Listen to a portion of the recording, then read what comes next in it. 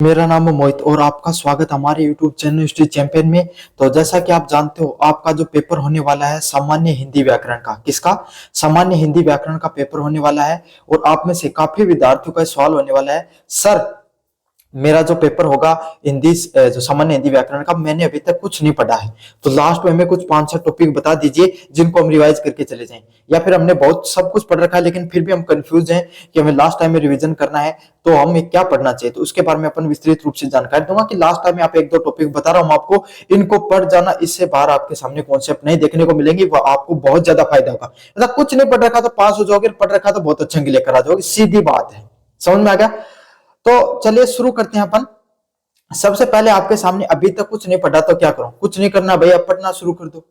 समझ में आ गया ना? आपके सामने अगर अभी तक कुछ नहीं पढ़ा है तो आपको क्या करने की जरूरत है? अब पढ़ने की जरूरत है। इस क्लास को देखने के बाद में इंपॉर्टेंट टॉपिक मैं आपके सामने बता दूंगा, कौन कौन से इंपॉर्टेंट टॉपिक है, उन्हीं उन्हीं टॉपिक को अच्छे से पढ़ लेना। समझ में आ गया? चलिए शुरू करते हैं। अगले वाला आपके सामने जो यूनिवर्सिटी चैंपियन की जो पीडीएफ होती है ना, फ्री वाली पीडीएफ, वो आपके सामने कहां पर देखने को मिलेगी? वो आपको देखने को मिलेगी हमारी टेलीग्राम चैनल पे। कहां पर देखने को मिलेगी? हमारे टेलीग्राम चैनल पे देखने को मिलेगी। उसी टेलीग्राम चैनल को एक बार आपको बता देता हूं किस प्रकार से देखने को मिलेगी भाई आपके सामने। मैंने डिस्क्रिप्शन में टेलीग्राम का लिंक दे रखा है। जैसे आप टेलीग्राम चैनल को ज्वाइन करोगे, आप पहुंचोगे हमारे टेलीग्राम चैनल पे। इस प्रकार का टेलीग्राम चैनल है, उसको थोड़ा सा स्क्रॉल करोगे, ऊपर की तरफ आओगे, यहां पर लिखा हुआ है journal Hindi BA first semester PDF के नाम से। अगर अभी ज्वाइन करोगे तो अभी आपके सामने देखने को मिल जाएगी, लेकिन अगर बाद में ज्वाइन करोगे तब आपको क्या करना पड़ेगा भाई? आपके सामने ऊपर की तरफ आएगा। अभी इसके इस बताने के बाद में मैं तुरंत आपके सामने टॉप 6 इंपोर्टेंट क्वेश्चन भी बता दूंगा, बाकी के सवाल भी लूंगा, पेपर कितने नंबर का वगैरह का आएगा आपका। सर्च करना भाई आपको जर्नल हिंदी, जर्नल सर्च करना है। जैसे सर्च करोगे आपके सामने journal Hindi BA first semester के नाम से आपके सामने पीडीएफ देखने को मिल जाएगी। तो इस पीडीएफ को आपको अच्छे से खोल लेना है भाई। इस पीडीएफ को आप जैसे खोलोगे आपके सामने पूरा का पूरा कंटेंट फ्री में देखने को मिल जाएगा। चलिए अब आपके सामने मैं आपको बता देता हूं टॉप 6 टॉपिक जो आपको पढ़ के जाने हैं। सबसे पहले अगर आपके सामने ग्रामर की बात करूं, ग्रामर में आपको क्या क्या पढ़ने की जरूरत है भाई? ग्रामर में आपके सामने अगर ग्रामर में पढ़ोगे तो उपसर्ग है ना, उपसर्ग, उपसर्ग की परिभाषा और प्रत्यय की परिभाषा अच्छे से पढ़ लेना। साथ के साथ जितने मैंने उपसर्ग और प्रत्यय यहां पर दे रखे ना, सारे के सारों को एक बार अच्छे से देख लेना। कोई ना कोई उपसर्ग प्रत्यय, इस बार ज्यादा चांस है परिभाषा आने की।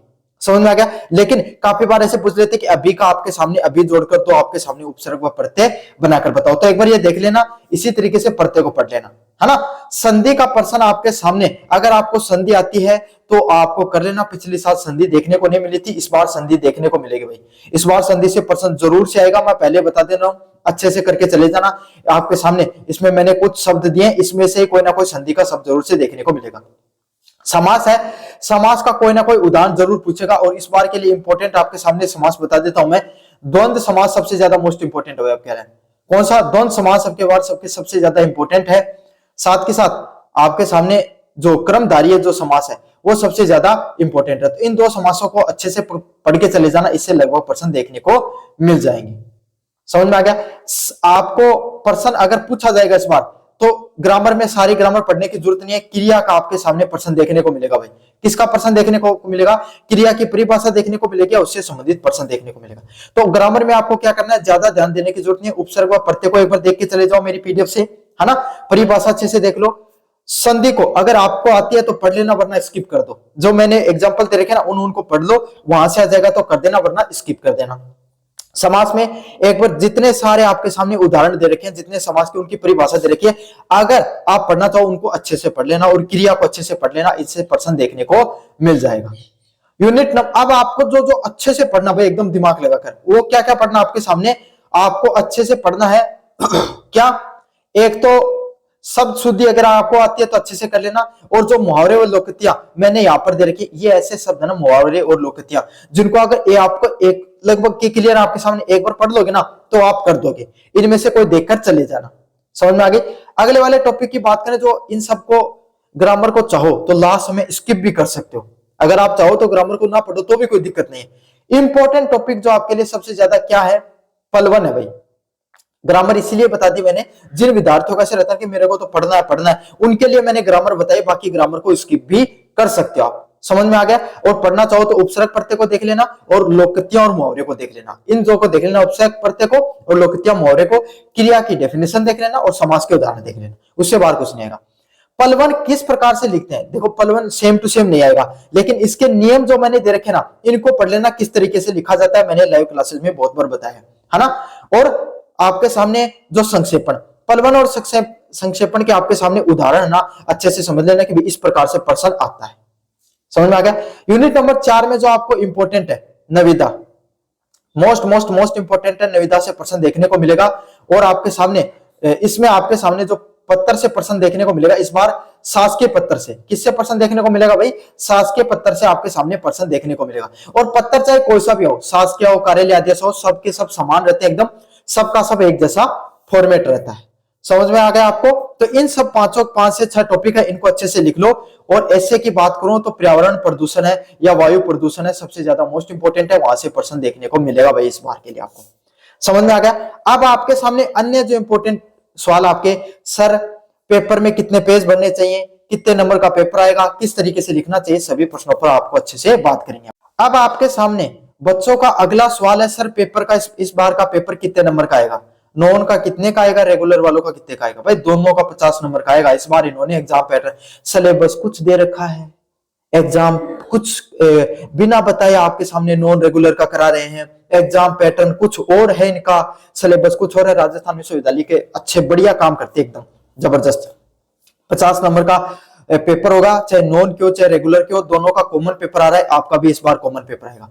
परीक्षा में आपके सामने 50 नंबर का पेपर हो रहा है, पास होने के लिए आपको कितने नंबर चाहिए भाई, 20 नंबर चाहिए। कितने नंबर चाहिए आपके सामने, 20 नंबर चाहिए आपको पास होने के लिए, चाहे रेगुलर के विद्यार्थी हो चाहे नॉन कॉलेज के विद्यार्थी हो। अब अधिकतर विद्यार्थियों का सवाल है, सर हमारे मिड टर्म के नंबर कैसे जोड़ेंगे, भगवान भरोसे है भाई ये विश्वविद्यालय, ये खुद जाने कैसे जोड़ेंगे, नोटिस डालेंगे तब पता चलेगा इनका। समझ में आ गया।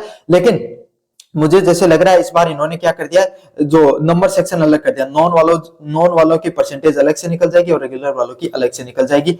बाकी ये जाने और इनका क्रियाकलाप ये खुद जाने क्या कर रहे हैं।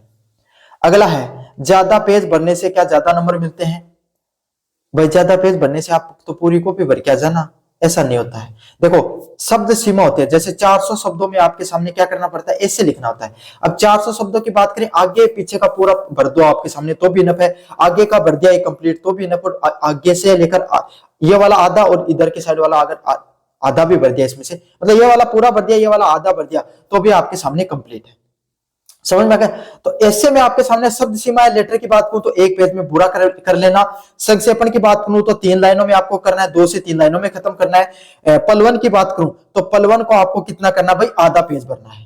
अच्छे से समझ लो, ऐसे को आगे पीछे का अगर पेज भर सको तो भर देना, आगे का एक पूरा भरना है और पीछे का आधा भरना है, इतना तो कम से कम भरना ही आपको, पहली बात। दूसरी बात आपको क्या क्या याद रखनी है, आपको पत्तर को पूरे एक पेज में करना है, अगर आप कर सको तो, अगर आपको आता है इतना, नहीं आता तो आधे से ज्यादा पेज तो आप करोगे, 3/4 पेज में तो आपको करना ही करना है।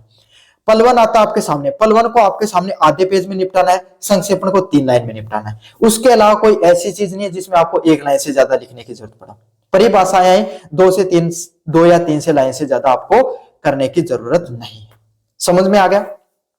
एक सवाल और आता है, सर पेपर तो पूरा आता था लेकिन समय नहीं बचता, इस बार तो समस्या नहीं होनी चाहिए, क्यों, क्योंकि इस बार 3 घंटे का पेपर है, पेपर को छोटा कर दिया है, वो समस्या नहीं होनी चाहिए। लेकिन फिर भी बता देता हूं, ऐसे को सबसे अगर आपके सामने पेपर को पहले ग्रामर से शुरू करो, देखो पेपर करने का तरीका बताता हूं, ग्रामर को शुरू करो, कोई प्रश्न छोड़ के नहीं आना आपको। एक तो ये कॉन्सेप्ट याद करो, कोई भी प्रश्न छोड़ के नहीं आना, सभी प्रश्न करने हैं, आओ चाहे नहीं आओ, चाहे गलत करके आओ पर करके आओ।